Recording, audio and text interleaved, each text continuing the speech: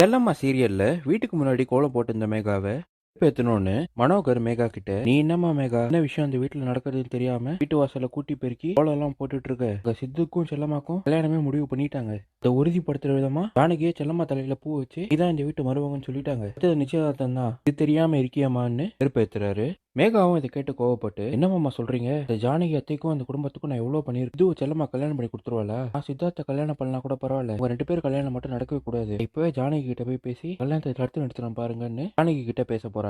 மேகாவோட பாட்டி மரகதமும், வேணாமா மேகா, உனக்கு தேவையில்லாத வேலை, ஒரு நல்ல புருஷனா மகேஷ் அமைஞ்சிருக்காரு, பேசாம அவர் கூட சேர்ந்து குடும்பம் நடத்துற வழியை பாரு, வாழ்க்கையை நீயே அழிச்சுக்காத, 2 பேரும் கல்யாணம் பண்ணிட்டு போனா போட்டும், வேணாமான்னு எடுத்து சொல்றாங்க. இதை கொஞ்சம் கூட காதுல வாங்காத மேகா ஜானகி கிட்ட போய், நீங்க பண்றது தப்பு, நான் உங்களுக்காக எவ்வளவு செஞ்சிருக்கேன், உங்களுக்கு பணத்தை வாரி வாரி கொடுத்துருக்கேனே, அதையும் மீறி சித்துவ செல்லமா கல்யாணம் பண்ண வைக்க பாக்குறீங்களா? அது மட்டும் நடத்தக்கூடாது அத்தைன்னு சொல்ல கோவப்பட்ட ஜானகி, எது உன் பணத்தை நீ கொடுத்தியா? இதே எங்க அண்ணனோட பணம், உன் பணத்தை எடுத்து கொடுத்த மாதிரியே பேசுற, அவரோட சொத்தை நீ திருட்டுத்தனமா எழுதி வாங்கிட்டு நீ கொடுத்த மாதிரியே பேசுறியே, யார் என்ன தடுத்தாலும் சித்து செல்லமா கல்யாணம் நடக்கும், நான் தான் முன்னாடி இருந்து நடத்தி வைப்பேன்னு சொல்லிடுறாங்க. மேகாவும் சவால் விட்டு, என்ன மீறி நடத்திடுவீங்களா? நடத்துறீங்கன்னா நான் சும்மா இருக்க மாட்டேன்னு சொல்ல ஜானகியும் கோவப்பட்டு, ஏய் மேகா, அவ்வளவுதான் உனக்கு மரியாதை, அங்கிருந்து கோவத்தோட போயிடுறாங்க. தியாகராஜன் சித்தார்த்தையும் செல்லமாவும் கூப்பிட்டு, உங்க 2 பேரோட நிச்சயதார்த்த பத்திரிகையை எந்த மாதிரி வேணும் நீங்களே செலக்ட் பண்ணிக்கோங்க. மகேந்திரன் உங்களுக்காக இத்தனை டிசைன்ஸ் கொண்டு வந்திருக்காரு. செல்லமா சித்தார்த் ஏற்கனவே ஒரு டிசைன் செலக்ட் பண்ணிட்டான். இப்போ நீ சித்தார்த் மேல எவ்வளவு அன்பு வச்சிருக்கான்னு நாங்களும் பார்க்கணும் ஆசைப்படுறோம். அவன் செலக்ட் பண்ணதே எதுன்னு நீ கண்டுபிடி அப்படின்னு சொல்ல செல்லம்மாவும் சித்தார்த் எடுத்து கொடுத்த பத்திரிகையை இவங்களும் எடுத்து கொடுத்து எல்லாரையும் ஆச்சரியப்படுத்துறாங்க. செல்லம்மாவை ஏதாச்சும் பண்ணி ஆகணும்னு திட்டம் போட்ட மேகா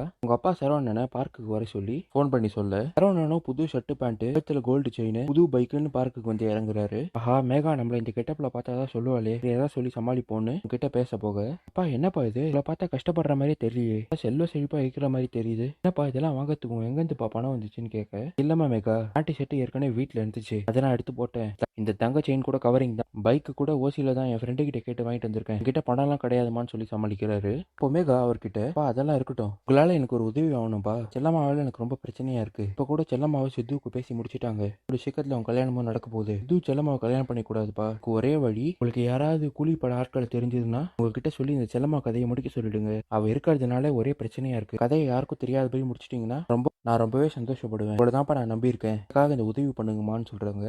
சரவணனும் சரிம்மா மேகா சொல்லிட்டல, நான் ஏதாச்சும் பண்றேங்கிறாரு. மேகாவும் சரவணன் கிட்ட விஷயத்த சொல்லிட்டு வர வழியில மாணிக்கத்தை பாக்குறாங்க. மாணிக்கத்து கிட்ட, மாணிக்கம் பாரு, நீ எதுவுமே இல்லாம இப்ப ரோட்ல சுத்துற, அவனோட முதல் பொண்டாட்டி செல்லம்மா மட்டும் நீங்க பணக்காரி ஆயிட்டா பாத்தியா, அவள் இலங்கைக்கெல்லாம் கடத்திட்டு போய் என்ன பண்ணணும்னு நினைச்சேன், ஆனா எதுவுமே நடக்கல, இப்போ உனக்கு ஒரு விஷயம் தெரியுமா, இதுக்கும் செல்லம்மாக்கும் பேசி முடிச்சிட்டாங்க, 2 பேருக்கும் கல்யாணம் நடக்க போகுது, அதை தடுக்கணும் மாணிக்கம், இப்போ மட்டும் நீ பழையபடி செல்லம்மா கூட ஒண்ணு செஞ்சிருன்னா பெரிய கோடீஸ்வரன் ஆயிடுவே, கல்யாணத்தை நடக்க விடாம தடுத்து மாணிக்கம்னு சொல்ல, மாணிக்கமும் மனசு மாதிரி சொல்றது சரிதான் மேடம், அவங்க 2 பேருக்கும் கல்யாணம் நடக்க நான் விட மாட்டேன், ஏதாவது பிளான் பண்ற மேடம்ங்கிறாரு. இதுதான் இன்னைக்கு எபிசோட்ல நடந்தது.